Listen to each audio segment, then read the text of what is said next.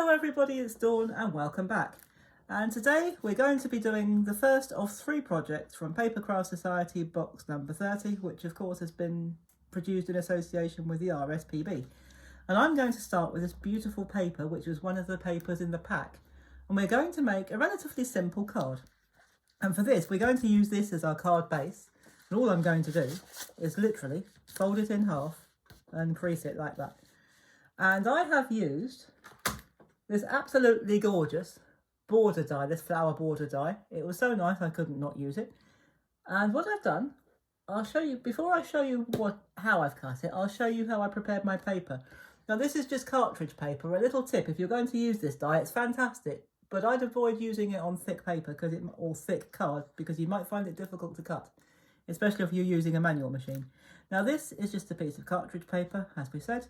And all I did, I used my watercolour pens and I coloured little patches all over it. And I did that twice. I did it on 2 pieces of paper.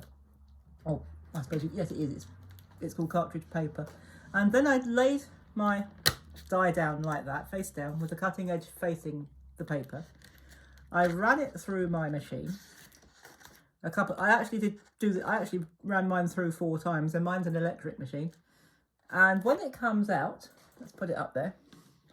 It comes out like that. Very pretty. And I've done that twice. I did that again, but I put it in a different part. And of course, you get a slightly different effect. So that's a very pretty way of, and quite a quick way actually, of producing flowers. Or this flower border anyway. So I'm going to pop that up there for a second. And I am going to grab my large glue stick. Now any glue stick would do. If you've got Pritt stick, in fact I've got some Pritt stick here somewhere. There we go. Let's use what most other people will be using, just so that we're all playing from the same game board, so to speak. So I'll use my Pritt stick. I won't use my large glue stick because that's what most people use when they use a glue stick. So I'm going to cover this. It will dry clear, so don't worry about it showing. It won't. But Pritt stick is a good strong glue. For a glue stick, it really is a good strong glue. So cover that so it's nice and sticky. So sticky it's sticking to my fingers. Decide which one you want to go down first. I think I'm going to put, no particular reason, it's just that that one was handy. So we're going to try and keep it within the confines of the card. So this has been perfectly designed to all match with each other and line up. So this border is roughly 6 inches across, and the card when folded is also 6 inches across. So it may not be exact, but it's enough. So that one looks like it's broken, but that's the problem. It is a bit delicate, this die, but don't worry about it. If you layer it like we're going to do with this one, it won't show. And then I am just going to pop a bit more glue, actually, just across there, so that the other one, has a chance to stick. So I'll just pop that there. If that does happen, because they're so delicate and they're sort of almost individual, they do move a bit, but don't worry, we can just stick them back down, no problem. And I'm going to take that bit and bring it down a little bit. Not too much, just slightly so that, well, we'll take it a bit below that, I think. I think we'll put it there. So how close you have your layers is entirely up to you, but I'll have mine, I think it's roughly about 1/2 inch apart, something like that. I didn't measure it. But we've got a nice backdrop of flowers now, and already it's looking very pretty. Now, I've also used that lovely blue tip paper from the pack, and I've cut, again, it's the same width as the paper, it's 6 inches, so you don't have to measure it, and all I've done is cut 1 inch, so this is about 1 inch high, but again the depth is entirely up to you.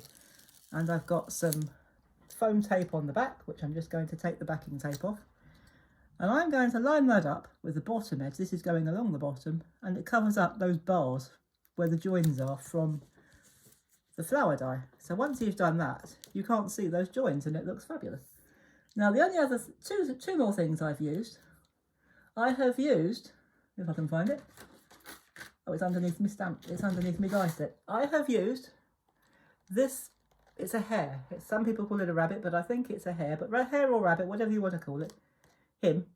And I've cut him out, or stamped him, and then I used the corresponding die. You have to turn it over that way, and you cut it out like that, and then once you've taken it away, and I've coloured it in again with my watercolour pens, and he looks like that, and I think he's very cute.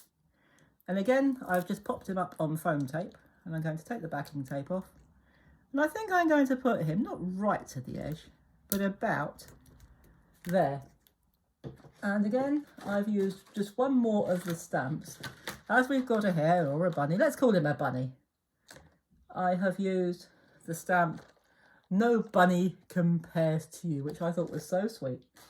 And I stamped that in pink to go with my flowers.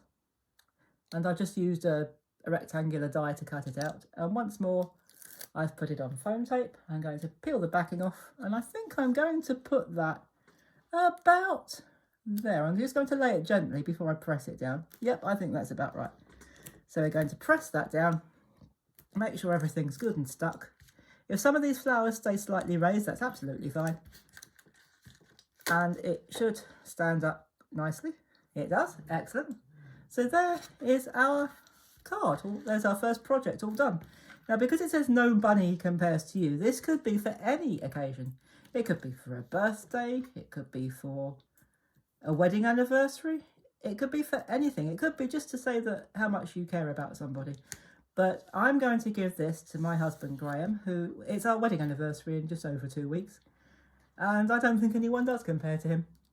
So I'm going to give him this because I know he'll like it. "No bunny compares to you." So he's smiling at me, so I must be, it must be right. So there we go. He must like it. He's smiling at me. So there we go. "No bunny compares to you," and it's such a beautiful way. And you don't have to use this. You can use your inks. You can use your alcohol markers to colour these. You can colour them individually if you want to, and you'll get a totally different look. It's entirely up to you how you colour your flowers. So, and which papers you use, of course. And combinations. You can use any combination you like, and you'll get a different effect each time. So it's great fun just to experiment. So I hope you've enjoyed this and found it useful. And I'll be back on Thursday with my usual watercolour tutorial, and we will be mixing I'm going to show you about 3 different ways to mix the colour grey. I know it's not a very cheerful colour, but there are different ways to get interesting mixes of grey. So I'm going to be back on Thursday, and I'll show you what I use to mix my greys for shadows and clouds, but we'll get into that on Thursday. So until then, I hope you've enjoyed this one, and if you're enjoying these series, and you haven't already, please do subscribe to our channel, click that notification bell, and you'll always be informed when I upload a new video. And please do give us a like, add any comments you wish to make, and I will see you again on Thursday.